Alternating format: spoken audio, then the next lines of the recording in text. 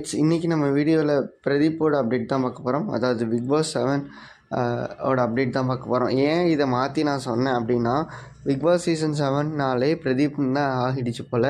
Because அவர் வெளியே வந்து 1 மாதத்துக்கு கிட்டத்தட்ட ஆகிடுச்சு. ஆனாலும் பார்த்திங்கன்னா டாக் ஆஃப் த ஷோவாக இருக்கிறது வந்து பிரதீப் தான்.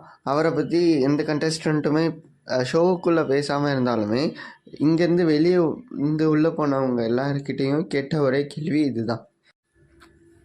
பிரதீப் என்னானாரு, பிரதீப்பை பற்றி மக்கள் என்ன பேசுகிறாங்க, இந்த ஒரு கேள்வி தான் இருந்துச்சு கண்டஸ்டன்ஸ் கிட்ட. ஸோ இதில் பெருசாக ஈடுபடுத்தின எல்லாருமே இப்படி தான் சொல்லியிருக்காங்க, இதை தான் கேட்டிருந்தாங்க. பட் அதை எந்த மாதிரி யார் ரெஸ்ட்ரிக்ட் பண்ணாங்கன்னு தெரியல. இப்போது அது பேசுகிறது கம்மியாயிடுச்சு. ஆல்மோஸ்ட் யாருமே பேசுகிறது இல்லை. பேசினாலுமே அதை டெலிகாஸ்ட்டும் பண்ணுறது இல்லை. அண்ட் இதுக்கு நடுவில் பார்த்திங்கன்னா வெளியே வந்த கண்டஸ்டன்ட், அதாவது எலிமினேட் ஆகி வெளியே வந்தாங்க இல்லையா, அவங்க எல்லாமே பார்த்திங்கன்னா பிரதீப் கிட்ட பார்த்து பேசியிருக்காங்க போல். பிரதீப் கிட்ட சாரியும் கேட்டிருக்காங்க போல். ஏன்னா பிரதீப் வந்து ரீசெண்டாக ஒரு எக்ஸ் போட்டிருக்காரு. என்னென்னு பார்த்தீங்கன்னா, நான் உங்களுக்கு அந்த ஸ்க்ரீன்ஷாட் காட்டுறேன். ஸோ வாரம் வெளியே வர கண்டஸ்டண்ட்டாக இப்படி தான் மன்னிச்சு விட்டு இருக்கேன். பேசாமல் பொம்பளை பொறுக்கின்னு ஒத்துக்கிட்டே கூட நிம்மதியாக இருந்திருக்கலாம் போல். எழுத விடுங்க ப்ளீஸ்.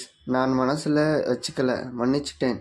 என் பிரச்சனை என்னோடது, உங்கள் பிரச்சனை ஒன்று அப்படின்னு சொல்லியிருக்காரு. அதாவது என்ன சொல்ல வர்றாரு அப்படின்னா, வாரம் வெளியே வராங்க, அவங்களாம் மன்னிச்சுட்டே இருக்காங்க அப்படின்னு தான் சொல்லியிருக்காரு.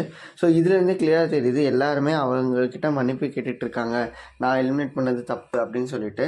இதை ஒரு இஷ்யூவாகவே இல்லாமலே அந்த ஷோவில் பண்ணிகிட்ருக்காங்க. பட் நம்மளுமே வீடியோஸ்லாம் போட்டிருந்தோம். அண்டு மக்களோட சப்போர்ட் எப்போவுமே பிரதீப்க்கு தான் இருக்குதுன்றது எல்லாமே சொல்லி தான் இருக்கும்.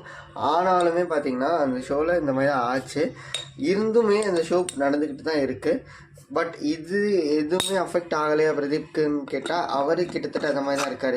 நான் ஒரு பிரச்சனையை மாட்டிக்கிட்டேன், அதை நான் ஃபேஸ் பண்ணிக்கிறேன். அதே மாதிரி நீங்கள் ஒரு பிரச்சனையில் மாட்டினீங்கன்னா நீங்கள் தான் ஃபேஸ் பண்ணணும் அப்படின்னு தான் சொல்லியிருக்காரு. இதைத்தான் அவர் கேம்லேயுமே பண்ணிகிட்டு இருந்தார், சொல்லவும் செஞ்சுக்கிட்டு தான் இருந்தார். ஆனால் இப்போது வெளியே வந்த எலிமினேட் ஆன கண்டஸ்டன்ட் எல்லாமே அவரை போய் டிஸ்டர்ப் பண்ணுற மாதிரி ஃபீல் பண்ணுறாருன்னு அவரே ஒரு ட்வீட் போட்டார். ஸோ இதுக்கப்புறமா யாரும் அந்த மாதிரி பண்ண மாட்டாங்கன்னு நினைக்கிறேன். அப்படி இல்லைனா எல்லோரும் மொத்தமாக வெளியே வந்ததுக்கப்புறமா எல்லோரும் சேர்ந்து போய் அவரை பார்த்து பேசிட்டு வருவாங்கன்னு நினைக்கிறேன். அண்ட் அதை எல்லாமே நமக்கு ரிலீஸ் பண்ணுவாங்களா மீடியாலன்னு சொல்லிட்டு பெரிய ஒரு கேள்விக்குறியாக தான் இருக்குது. பார்ப்போம் ஃப்யூச்சரில் என்னென்ன நடக்குது. அண்ட் உங்களோட வியூ என்னதுன்னு சொல்லிட்டு சொல்லுங்கள்.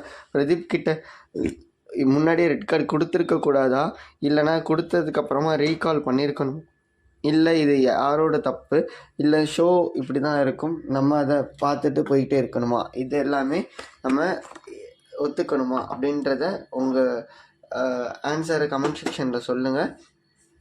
அண்ட் இந்த வீடியோ உங்களுக்கு பிடிச்சிருக்கு, இந்த மாதிரி வீடியோஸ் எல்லாம் வேணும்னா நம்ம ரீசார்ஜ் பைட்ஸை சப்ஸ்கிரைப் பண்ணி வச்சுக்கோங்க. அண்ட் இந்த மாதிரி வீடியோஸ் எல்லாமே உங்களுக்கு உடனே கொடுத்துக்கிட்டு இருக்கோம். அண்ட் நோட்டிஃபிகேஷன் ஆன் பண்ணி வச்சுருந்தீங்கன்னா உங்களுக்கு இமீடியட்டாக நாங்கள் வீடியோ போட்டதுமே உங்களுக்கு நோட்டிஃபிகேஷன் காட்டும்.